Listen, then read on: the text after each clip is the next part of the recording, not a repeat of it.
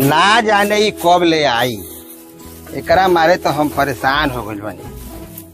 अरे खेती बाड़ी के टाइम बा, भगवान एगो बेटो देहले तो वो पिया करे निकल गई। हे भगवान, कैसे आगे के धर्म कर्म चली कुछ समझ में नहीं आवा। अच्छा, हम पियक्कर निकल गए नहीं, हम शराबी हैं? जिंदगी के मजा पियही में बा, बुझल? यही में बा। हाँ, तो जे ना पिएला उ ना जिएला का?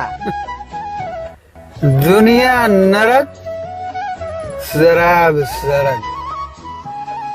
शराब नहीं पीना तो काय को जीना। ये आज के अमृत है, अमृत। तू पियत रहता तब न जानता। अरे ये अमृत है तो सरकार बंद करत रहे। ए हटाओ ने, के कहता कि बंद बा हो? जहाँ खोजो वहाँ मिलता। तो तहरा चाहिए? अरे 1200 में फूल मिले, 600 में हाफ हो। देख देख, अगर ते अब ना मनबे तो तोरा के पुलिस से धरवा दे। तोरा मारे अब हम अगुता गइल बानी। सब कुछ तो ते गंवा देले। एगो दुकान क के दहनी उहो खत्म कर देले। तोरा होके तोर माई मर गई। अब तो सुधर जो, अब तो मत पीऊ। अरे जहर बा जहर। बाबू, बाबू तोरा तोरा का हो? बाबू मत रोआ हो। तू पुलिस के हवाले हमरा के मत करिया। पुलिस से हमरा बड़ी डर लगेला बाबू। पुलिस के हवाले मत करिया बाबू। अरे का हो गया हमारे बेटवा के? अरे का भइल रे? का भइल रे? तोरा का ऐसे मना करतन जे तारू फारू मत की? है का हो गई रे? अरे नशा टाने तो हो दादा। अरे कोनो जोहर हो हत्या नमस्कार है तो बाबू यही तरह का मना करतन जे तारू फारू के फेर में मत करते, बाकी पियला में माने में ते। हे बाबू बुझाता, हाँ कोनो जहरीला शराब पिया देले बा हो बाबू।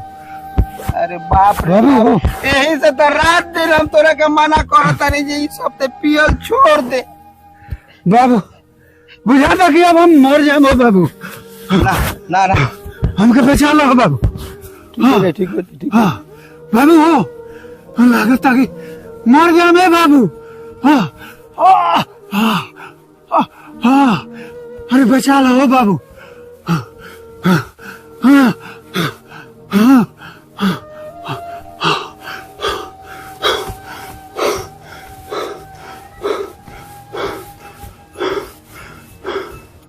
तारा के बार बार हम मना करतनी जे ई सब मत पिया। तू जाके काल डॉक्टर से देखाओ। हम चल नहीं सकत ढेर, ना तो ले चलती। तू जाके डॉक्टर से देखाओ जे तारा का भइल बा। उठ।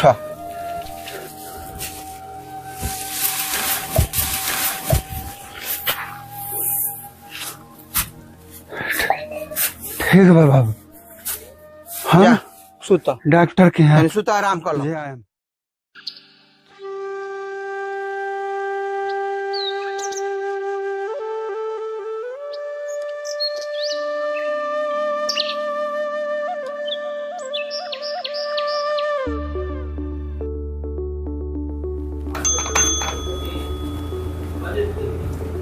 जी डॉक्टर साहब, का हुकुम बा?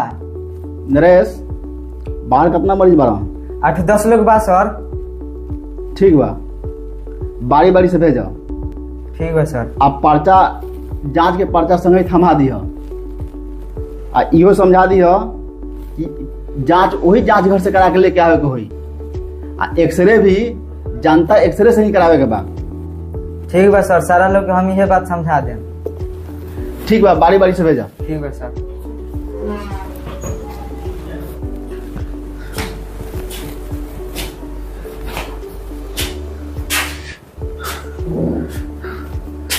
प्रणाम डॉक्टर साहब। प्रणाम प्रणाम, बैठी। आराम से बैठी। का नाम पड़ी? हमार नाम विनोद महतो पड़ी।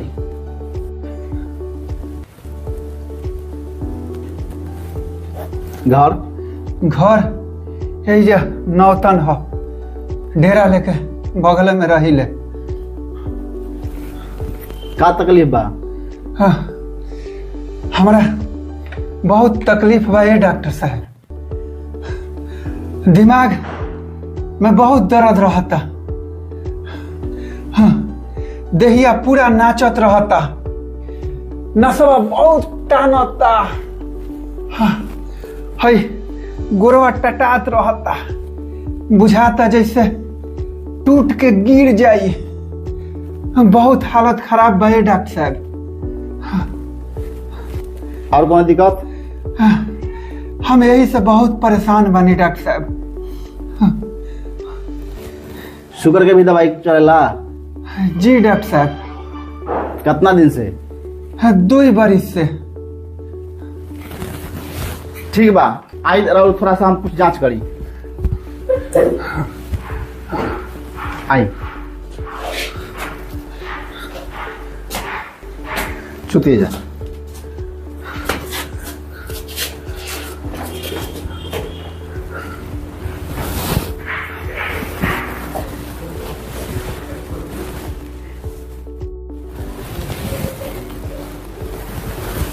आई उठ के आके बैठी।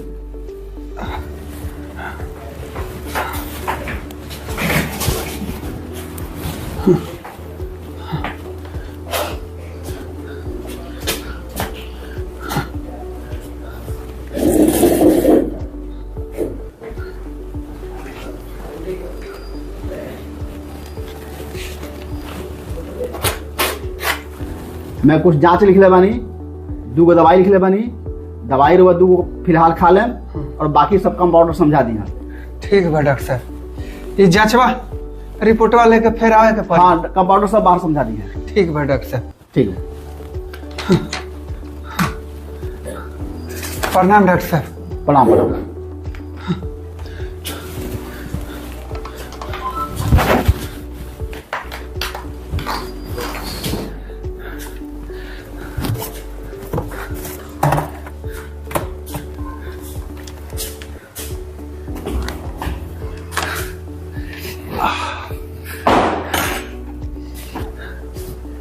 हे कंपाउंडर साहब, हाई डॉक्टर साहब देनी। देखिए मैं डॉक्टर साहब 2 दवाई लिख ले बानी। ठीक बा। और ये में जांच लिखल बा, तो जौन जांच रोरा जांच घर से करा ले। हईली है जांच घर से चेक करा ले है। अच्छा, 200 ठे मन जाए, जानता है एक्सरे में जाए। ठीक वहाँ बा। बढ़िया से हो खेला ना, तो 200 ठे घबरा दी हम सब। ठीक बा। और 2 दवाई डॉक्टर साहब लिख ले बानी, रोरा के 2 दवाई दे देता नहीं। दे दी। रोकी।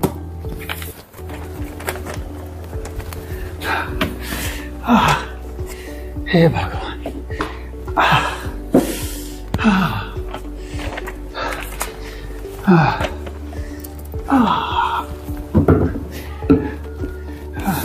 लिही है जांच, जाके जांच घर में चेक करा ले। ठीक बा। 120 रुपया भइल। अच्छा,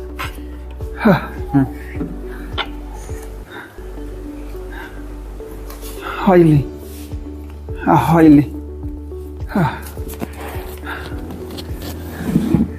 ठीक बा। तो ये जांचवा करा के हमरा आवे के पड़ी नु। हाँ हाँ ठीक बा। और आई पर चेक करे खातिर। ठीक बा। ठीक बा। प्रणाम। प्रणाम।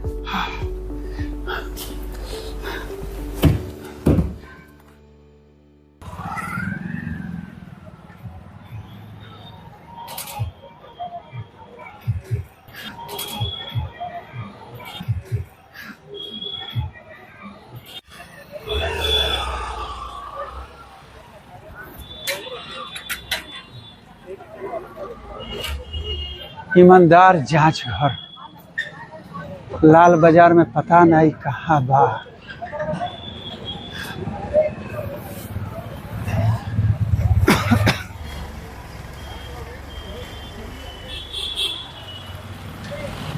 ये जी तनी एगो मूंग दाल दे दी।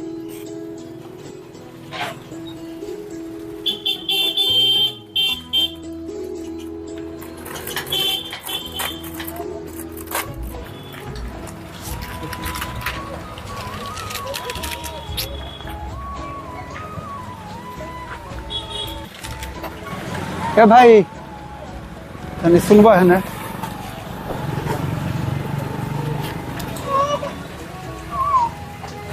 ए भाई हाई लाल बाजार में ईमानदार जांच घर केने बा? भोरे से खोजा तनी बाकी कहीं दिखाई नहीं खे देत। ईमानदार जांच घर बेईमान डॉक्टर। हाँ जरूर डॉक्टर कमलेश्वर के पूजा हुई। हाँ हाँ भाई सही कहा तनी। तो सुन आगे जाके हाँ बाएं वाला गली में मुड़ जाए जी वही जी बोर्ड लागल है। वो जगह मिल जाई। हाँ वहाँ मिल जाए। बाकी वो डॉक्टर तो बड़ा कमीशन खोर है। अच्छा और जांच पर 50% पैसा ले लो। बताई ना भला। तो यह ना बिना जरूरतों के जांच लिख देला। अब का करे हे भाई, लिखले बात तो जचवा तो कराही के नु पड़ी। का करे सब डॉक्टर डाकू हो गए बड़ा सब। धन्यवाद भाई, ठीक अपन काम करी।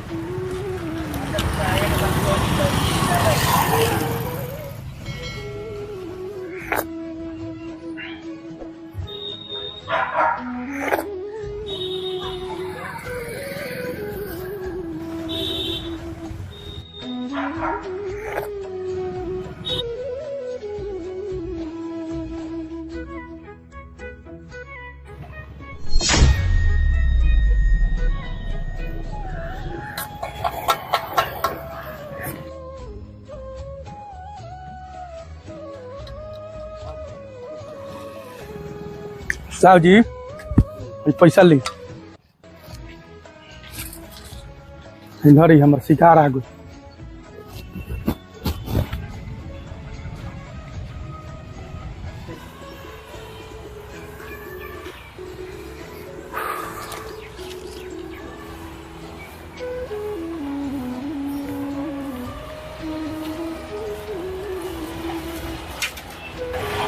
का भाई का हाल बा?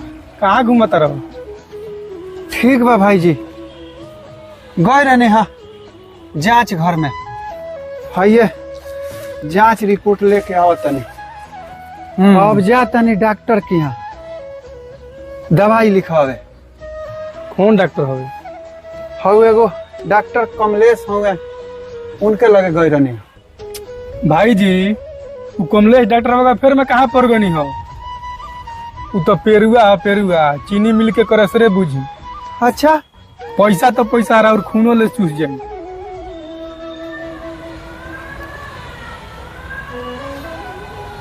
तो अब का करी हम? हैं 400 रुपया फीस ले लेबा हाँ और 900 रुपया जांच में लागल बा। तो अब कसहू इलाजवा तो कराही के नु पड़ी। नहीं महाराज वो डॉक्टर हो, वो तो जलाद हो। तो अब हम का करी? हम एगो रउआ हकीम के पता बतावतनी। अच्छा हकीम? हाँ 100 गो बीमारी के एक एक इनका लगे इलाज बा, एक एक दवाई दिले। आगे नारी देख के रहू रोग बता दिए। तो हम उनके बारे में तो जानतो नहीं खिनू, हमरा के ठीक कर दी है। हाँ हकीम साहब के बोलिए ऐसा बा कि आधा रोग बोलिए से भाग जाये। वहाँ तो लोग रोवत जाला आ हंसत आवेला। तो हम उनके बारे में तो जानतो नहीं खिनू। जानत नहीं तो हम रोगा के लिया के चले। तो रउरा से भेंट कहाँ हुई? हम बताओ तनी यही चाय के दुकान पर हमरा से भेंट हो जाये। हो जाई? हाँ रउरा भोरे रहम न हो जा। हाँ रहे हम लिया के चले एकदम पक्का ठीक हो जाइबो। कहीं से दुआ नहीं है। भाई डॉक्टर के चक्कर छोड़ा सब।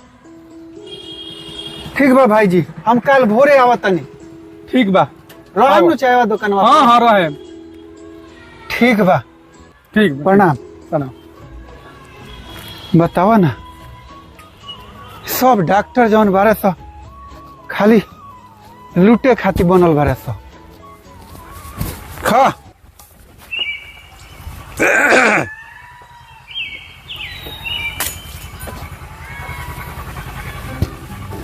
अभी लेना भाई, डॉक्टर से देखा के कहा जाने कब ले आई। केरा मारे तो हम परेशाने बानी एकदम। तारा पता रहता जे के कहाँ बा। 2 घंटा से आके बैठल बानी, यही में सुतर नहीं है। आ गई का कहले हैं डॉक्टर साहब? ए उ डॉक्टर निमन नहीं खे, हम ओकरा लगे ना देखाए, ओकर दवा ना खाए, उ निमन इलाज ना करे। गैया के ले दिया के डाली। अब क्या तारा गैया लोग करियो मारे सारे तब रख के जाके गिरबा हो जा। गिलास का गिलास, लोटा के लोटा घोकर तरह नहीं क्या बुझा। गैया लोग कतियाबगे नालायक हो गई बड़ा तू तो साफा हमरा के साले पेड़ के धो देले बड़ा एकदम। तारा खाने बेटा नहीं कहते के अब के तारा गैया के याद पड़ल पेड़ के साथ तू धो देले बड़ा हमरा के। 4 बजे भोरवा में हम ही बांधी ले, बुझल।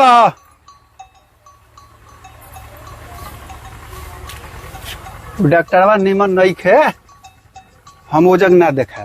फिर तोर कोनो सार पिया कर भेटाइल बा, उहे तोरा के बहलौले पुछलौले बा। ए तू काहे तोरा पिए हम के कहा तारी पहले सुन, ते कहीं जो कहीं रह, बाकी ते देखा के ठीक हो जो। हम एगो हकीम से देखाए, बड़ी निमन इलाज करेला, ओकरा लगे ना देखाए। आ तू बार बार जौन पिए के बात करत रहो, तारा से एक बार कह दिल बनी जो अब ना पियम तो ना पियम। और जिन पिए नु आ जिन बेची हैं उनको के पुलिसवा से पकड़वाए। तो सुन हमार बात, आव है ने हे जाओ बोलो। बैठ बैठ है जा बैठ।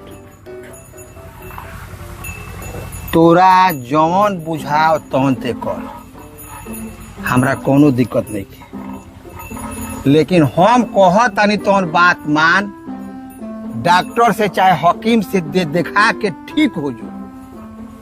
हमार ते जानते बाड़े,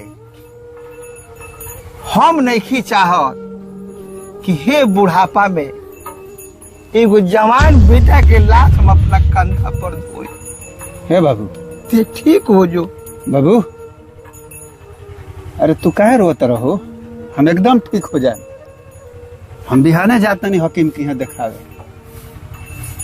बाकी तू चिंता मत करो। तार हेंगती चेहरा हमरा से ना देखल जाला बाबू। तो जाके देखाओ। हम भी एकदम बिहाने भोर ही जाए हम देखावे खातिर बाबू, ठीक बा? हाँ जाके देखाओ, देखा के ठीक हो जा। ठीक बा बाबू, हम तनी आवत तनी, चॉप खाए के मन करता। जा जा खा लो। 10 गो रुपया देबो। रुपया हमरा ले नहीं खे, हम जाना तनी जे तू ना तू देबो। सुधरे वाला नहीं खो, हम जाना तनी जे तू सुधरे ना वाला देबो। नहीं खो। तार सार संगत भी वैसा नहीं बा, संगत भी वैसा नहीं बा। डोमड़ा सके साथ बतारा बे पियले तू सुधरबा साले, तू नहीं, तू बे पियले सुधरे वाला नहीं खो। जा हम उस समय के कोसतनी जब साले तू जन्म लेलो हमरा कोखी में। अब हम करी तो का करी, एगो बेटा तू बाड़ो। जा तारा जौन बुझाओ तौन करो, भगवान के जौन मंजूर हुई तौने नु हुई। हे भगवान, दुश्मनों के ऐसा लड़का ना होके के चाहिए, ना होके के चाहिए।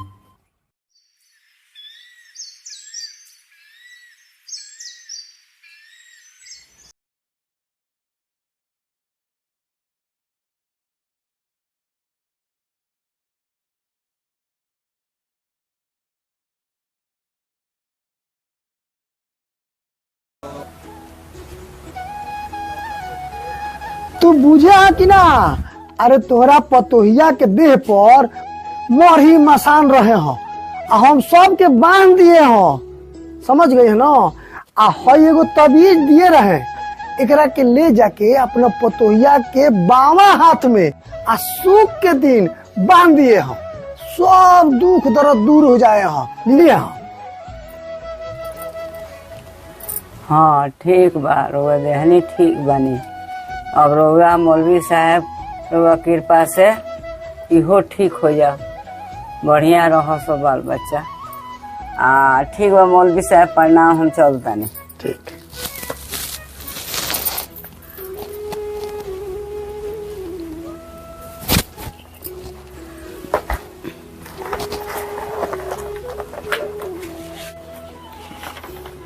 हकीम साहब प्रणाम।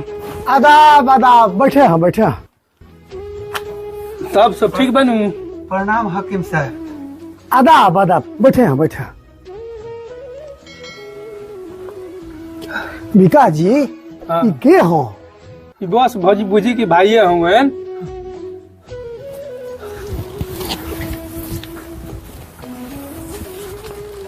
100 रुपया लिए। अब बुझ लो कि तू हमरे जैसे मदद करे हो, हम तोहरे मदद करे हो। हकीम साहब हमने ये कामे कौन बा, उन्हें लेना इन्हें देना, आ मरीज फंसा के हकीम के पास पहुंचाना। तो ठीक है, चले चले। चल देखी तनी। ठीक है, हम इनके इलाज करे हैं, देखे हाजी।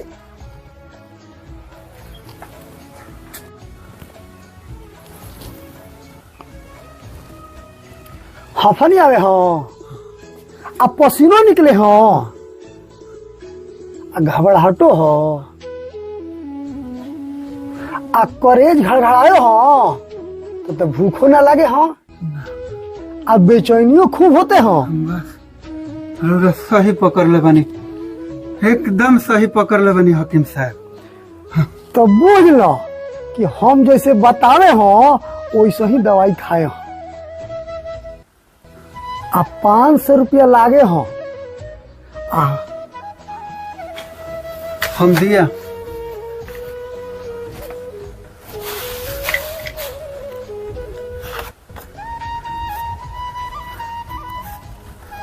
ही ली, हमरा के ठीक कर दी। अब बुझ लो कि हम जो इलाज करे हो, नारी देख के बीमारी ठीक कर दिए हो। आ हमरे दवाई से ऐसे बीमारी भागे हो जैसे कि सिपाही के देख के चोर भागे हो।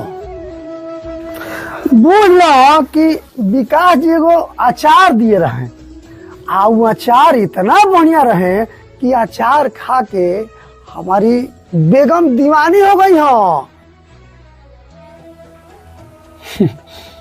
इनकी दीवानी आपकी बेगम? अरे ना ना, आप बुझबे नहीं कि अरे इनकी अचारवा की दीवानी हो गई हो। अच्छा, हम अब देखो, अब हई दवाई दिए रहो, एकरे के आगे से खाए हो, आ बीमारी ऐसे दूर भागे हो कि फुर्दुकी हो जाए हो। एकदम जे अंगरौरा बतौले बानी होएगा हम खा। हाँ हाँ, एकदम एकदम आगे से खाए हो एकदम। ठीक बा, अब हम चली न। हाँ हाँ। अरे विकास जी, अरे रोके हरोके इनके के जाए दे, हाँ जाए दे। अरे जो तू अचारवा दिए रहे ना, हाँ वो अचारवा बड़ी बढ़िया, मन चटर पटर कर रहा खाए के, तनी एक बोया में और दे दिए। हाँ पहले ला पैसा देले बनी, माई मारी। अरे महाराज का बोले है जी? अरे तू दिए हो, हम लिए हो, कहीं अटकाए हो? वो तो बात ठीक बा, लेकिन माइये नहीं बनावेला अचारवा। अरे एगो दे दिए हमको। अच्छा ठीक बा, कहते हैं तो हम एगो और बनवा के दे दे। हाँ एगो दे दिए हम। ठीक बा, चली नु। हाँ हाँ, जा जा। ठीक।